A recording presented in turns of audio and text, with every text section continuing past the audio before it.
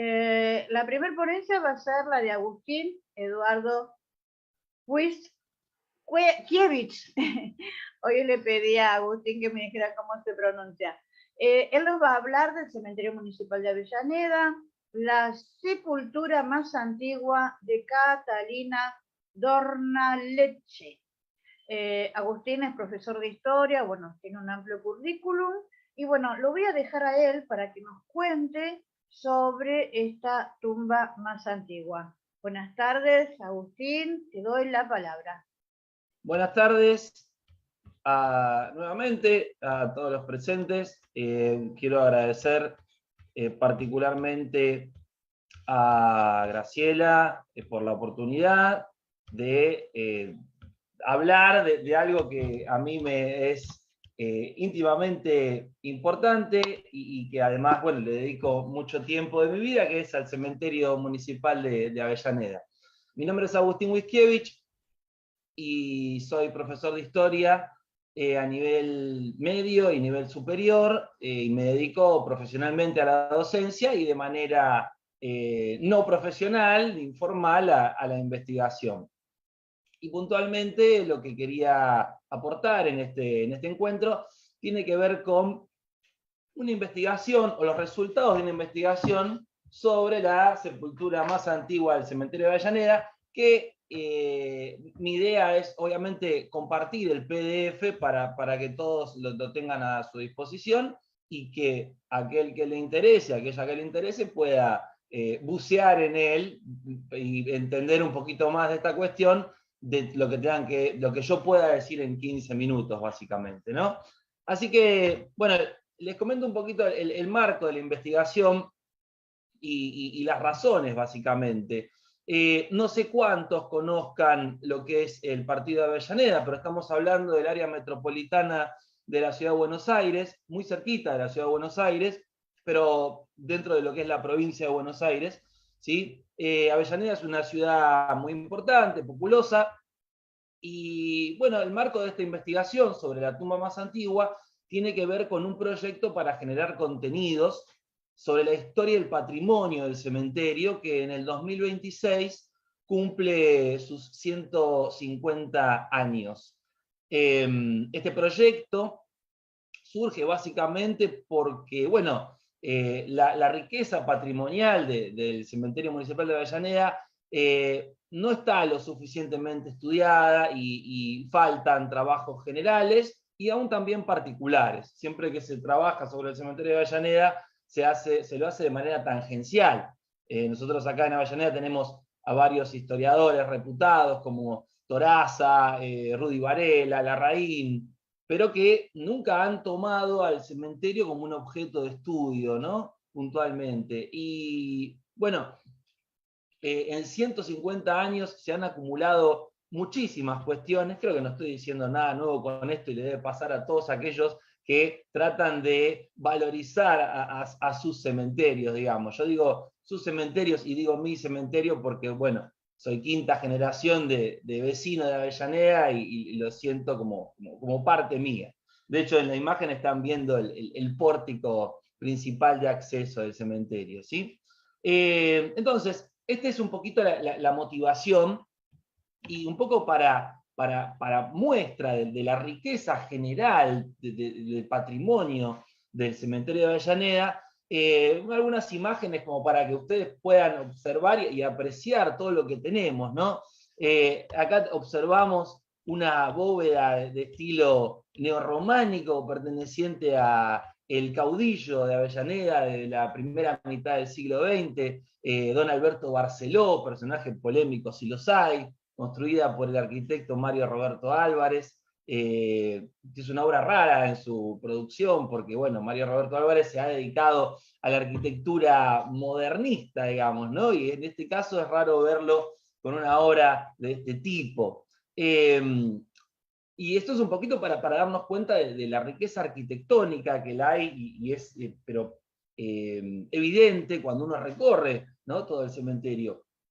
Tenemos también los famosos murales de Castagnino y Colmeiro, que actualmente se encuentran tapando unos baños que están en una zona de nichos totalmente abandonados y que bueno, una de las motivaciones del proyecto es tratar de hacer una puesta en valor de estos murales de Juan Carlos Castagnino y de Colmeiro.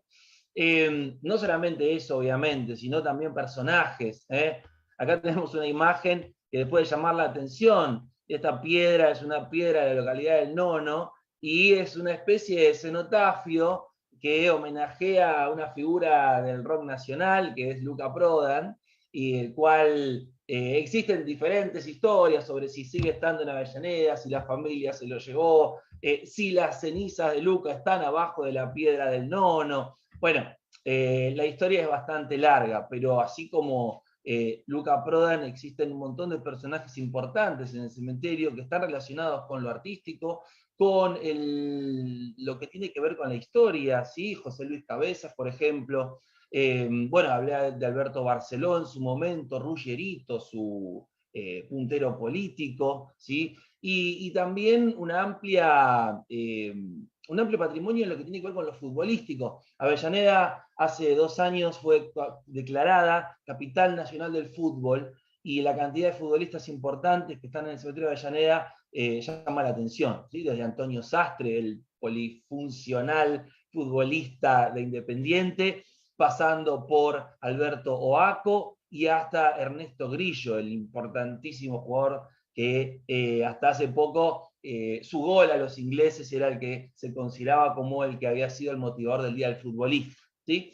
Pero bueno, saliendo de esa cuestión, también el cementerio de Avellaneda presenta un patrimonio muy rico en lo que tiene que ver con la historia reciente, ¿sí? Y si ustedes pueden observar aquí, van a ver algunas imágenes que tienen que ver con el sector 134, el cual fue utilizado como bueno, un lugar de entierros clandestinos en la época de la última dictadura militar, y que motivó una película, un documental llamado Tierra de Avellaneda, que ustedes lo pueden encontrar en YouTube. Es un documental de principios de los 90 que habla de el asesinato de parte de la familia Manfil y cómo una de las sobrevivientes, Karina, pudo vincularse con sus parientes fallecidos en base a los primeros registros de ADN desarrollados por el equipo de antropología forense que trabajó mucho en ese sector en el cementerio. Pero esto solamente como muestra de la enorme riqueza patrimonial de nuestro cementerio y las ganas y el objetivo de crear alguna obra que pueda llegar a condensar un poco todo este material, así como existen en muchos cementerios. De hecho, nuestro vecino Lomas de Zamora tiene su obra hecha por María Cristina Chazarreta, a la cual le mando un cordial saludo, y que en Avellaneda todavía falta. Entonces, en este contexto la idea era generar contenidos que tengan que ver con el cementerio y que llamen la atención y que empiecen a motivar a las autoridades municipales para poder elaborar algo al respecto. Y en este marco es donde ha surgido el trabajo sobre la sepultura más antigua, que es la de Catalina, de la cual vamos a hablar un poco brevemente, y recuerdo, ustedes van a poder acceder al PDF con la investigación completa para poder leerlo, ¿sí? Acá tenemos las imágenes de esta que es la sepultura más antigua del cementerio de Avellaneda, cuyo epitafio reza, aquí yacen los restos mortales de Catalina Apat, que falleció el 30 de julio de 1867 a la edad de 45 años, que en paz descanse. Acá tenemos 2 imágenes que muestran esta sepultura, esta especie de corralito, y si ustedes se fijan, está un poco debajo del nivel del suelo, ¿no? Lo cual habla un poco del paso del tiempo y de cómo en torno a ella se fue construyendo y reformando el cementerio. Hasta hace poco tiempo la tumba de Catalina era eso, era una tumba y nada más, y eso es lo único que se sabía, que era la tumba más antigua, básicamente por la fecha. Y ese fue un poco el disparador y el motivador de esta investigación, aparte obviamente de crear estos contenidos que se puedan aportar a la historia del cementerio. Entonces, en esta investigación lo que yo me propuse hacer fue responder 3 preguntas, humildemente, ¿no? Primero, bueno, ¿quién fue Catalina Pat? Trabajo difícil, pero que se fue desarrollando. Y después, ¿cómo llegó al cementerio municipal si nuestro cementerio se inauguró casi 10 años después de su muerte, ¿no? O sea, ¿de dónde vino Catalina? ¿Cómo llegó a parar al cementerio? Y finalmente, ¿por qué se mantuvo su sepultura hasta el día de hoy? Considerando que Catalina no fue una personalidad relevante en su época, ni perteneció a una familia influyente, cuestión que podría haber hecho algún tipo de lobby para que se mantenga, ¿no? Pero bueno, en torno a esto fue que se van respondiendo en esta investigación estas diferentes preguntas, ¿sí?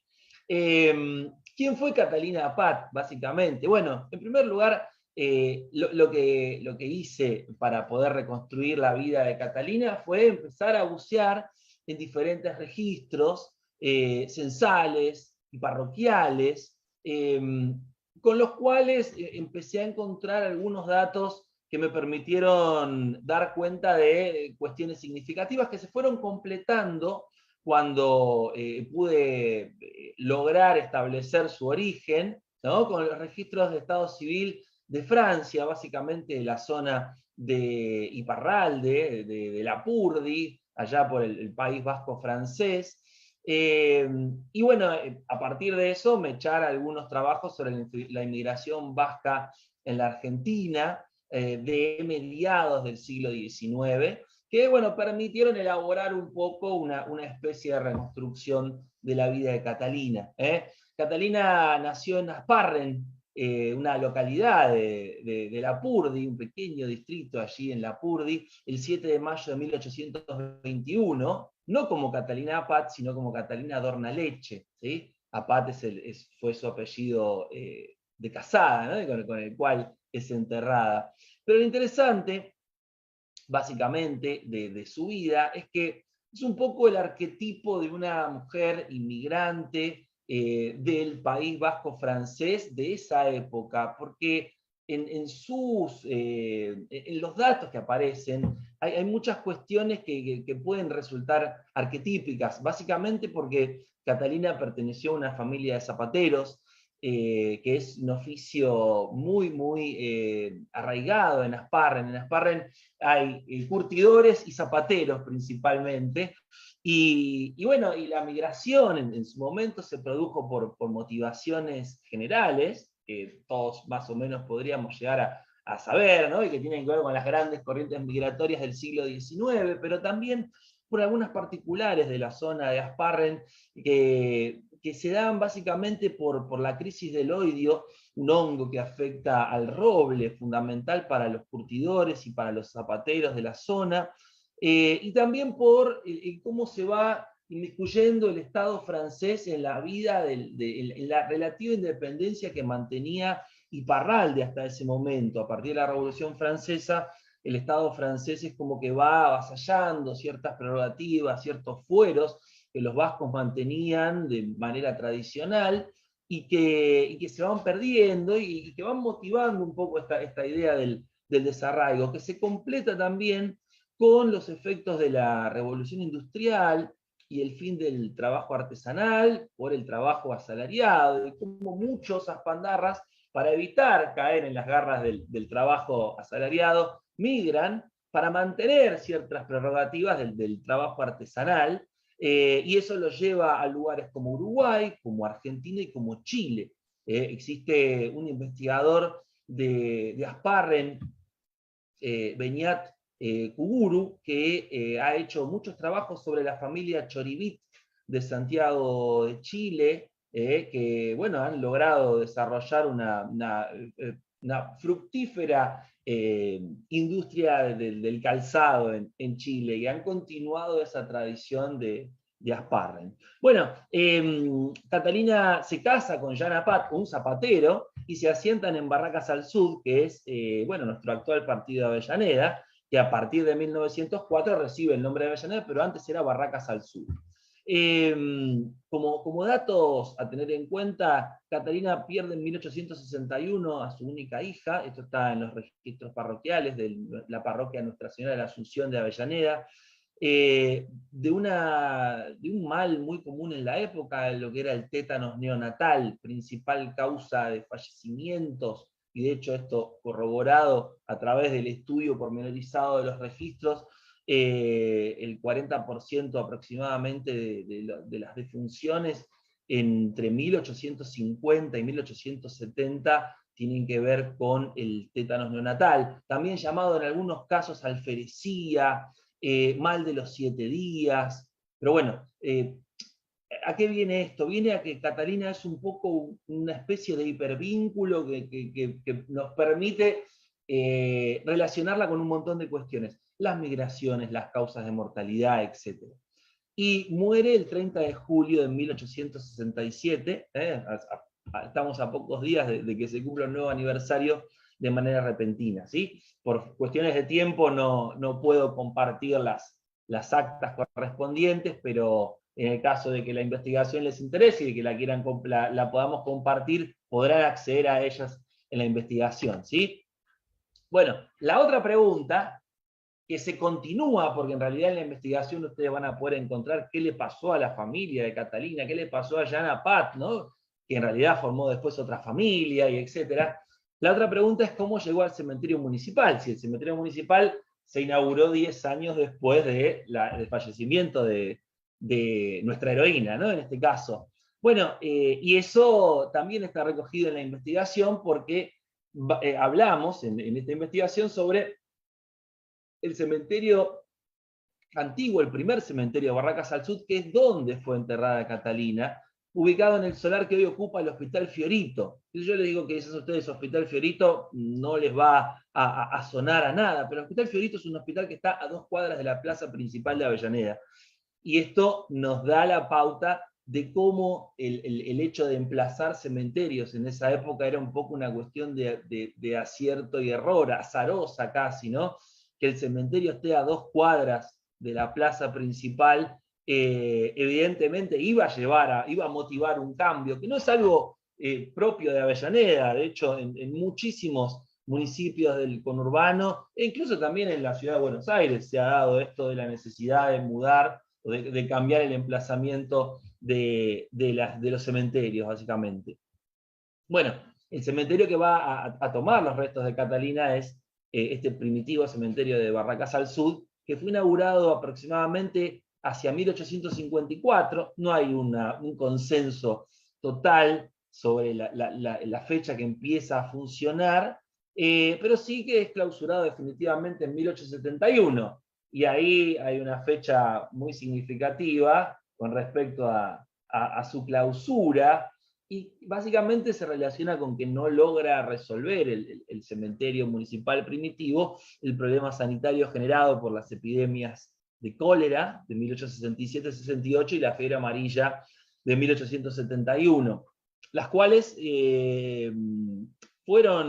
afectaron a Avellaneda, mucho más la epidemia de cólera del 67-68 que la fiebre amarilla. Esto en cuestión o en función de la cantidad de víctimas fatales, ¿sí? Pero bueno, el cementerio viejo fue parcialmente clausurado con la epidemia de cólera, vuelve a funcionar un tiempo después y termina siendo clausurado definitivamente en 1871, ¿no? Y bueno, los restos de Catalina quedan en el cementerio antiguo y cuando se inaugura el cementerio actual, en 1876, el 11 de enero, se comienzan a realizar, por una cuestión de intimación municipal, los traslados hasta 1881, a partir del cual el solar, donde estaba el cementerio antiguo, se convierte en una plaza, para luego ser lo que va a ser actualmente nuestro querido Hospital Fiorito. Y bueno, la cuestión es que un poco la investigación va mechando la vida de Catalina con la evolución de cómo se va dando este cambio de los emplazamientos en los enterratorios de de nuestra ciudad y también las motivaciones, ¿no?, que tienen que ver con el paradigma higienista de mediados del siglo XIX y cómo eso se va modificando. Bueno, y finalmente, la otra pregunta que tratamos de resolver y que no la hemos logrado resolver, y queda como una especie de cuestión abierta en la investigación, que siempre está bueno que en las investigaciones quede algo por decir, ¿no?, y por averiguar, es por qué se mantuvo su sepultura hasta el día de hoy, ¿sí? Y esto no es algo concluyente, porque Catalina fue una persona de escasa relevancia en su época, porque fue un traslado más del viejo cementerio, y porque no fue reducida y depositada en una bóveda como muchos otros, de los cuales he logrado constatar, ¿no?, familiares con fechas de fallecimiento previas a lo que es la inauguración del cementerio, pero que se encuentran en bóvedas más actuales. O sea, la presencia de la sepultura de Catalina en la zona de bóvedas de Avellaneda es una anomalía, y uno, cuando lo observa, llama la atención. Y eso es un poco lo que queda abierto de la investigación. La veo a Graciela ahí, así que lo que voy a hacer es leerles un poquito la parte final de esta investigación, los últimos renglones, para que se den cuenta un poquito cómo concluye esto, ¿no? Y dice: sea cual sea la razón, la tumba de Catalina es una parte fundamental del cementerio de Avellaneda. El objetivo de este trabajo fue mostrar cómo se estableció ese vínculo y qué sumatoria de acontecimientos lo propiciaron. Si de paso logramos hacer visible a una mujer invisible, entonces el tiempo invertido en su realización no fue en vano. Y aún habiendo fracasado, ¿a quién le importa el tiempo invertido? Seguramente a Catalina no. Así que bueno, les agradezco nuevamente a Graciela por la oportunidad.